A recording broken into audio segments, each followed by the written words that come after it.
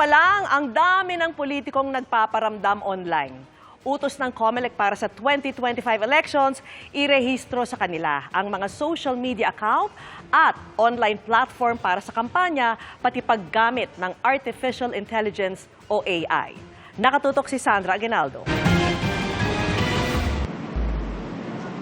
Hindi pa ba eleksyon, marami ng maling impormasyon na nagkalat sa social media. May gumagamit pa ng artificial intelligence at deepfake para mamanipula ang video o audio para magbukhang totoo.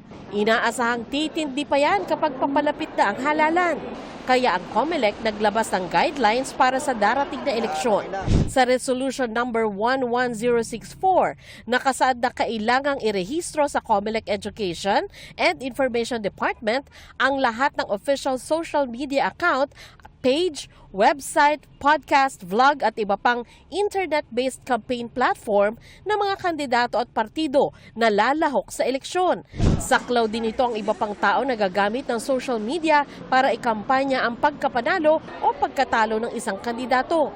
Paglilinaw ng COMELEC, sa campaign period lang ito ipapatupad. Alam natin ang 2025 election onwards, labanan ito ng makabagong teknolohiya, labanan ito ng pwedeng foreign intervention or interference sa pamamagitan ng social media. We will fight, we will regulate, and in order to ensure equal opportunity, equal access for all. Itong pong ating guidelines nito on social media or the use of yung ganitong klaseng kampanya ay magiging effective lamang pagpasok ng unang araw ng campaign period.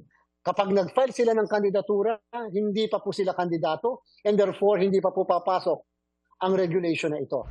Kailangan nilang magsumite ng online application at ilang requirements sa COMELEC EID sa loob ng 30 araw matapos ang filing ng Certificate of Candidacy. Dadaan sa pagsusuri hanggang aprobahan ng COMELEC Unbank at i-publish sa website at iba pang online platform ng komisyon.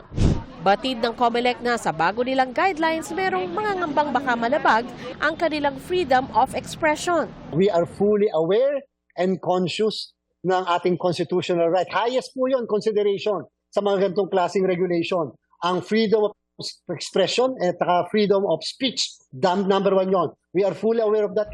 Sa paggamit naman ng artificial intelligence sa kampanya, kailangan nakadeklara sa mismong campaign materials na ginamitan ito ng AI at kung ano ang nature at extent ng pagmamanipulang ginawa. Ang hindi pagsunod sa regulasyon ay maaaring maharap sa election offense. Kahit naman yung mismong nasa campaign staff ng kandidato, pwede namin kasuhan. Kasi kung natitingnan natin yung Section 261 ng Omnibus Election Code, na election offense ay nakalagay din doon na violation ng other rules and regulation of the Commission on Elections. Ibig sabihin, hindi kinakailangan nakalagay doon yung violation kung hindi yung na-define ng COMELEC na paglabag ay violation na and magiging basehan ng kasong kriminal na election offense. Ipapa-take down din ang anumang maling post at ipapublish sa COMELEC website at platforms ang pagwawasto dito. Suportado naman daw ng PPCRV o Parish Pastoral Council for Responsible Voting ang hakbang ng COMELEC para labanan ng fake news, pagpapakalat ng maling impormasyon, negative campaigning at trolls. Para sa GMA Integrated News, Sandra Aguinaldo, Nakatutok, 24 Oras.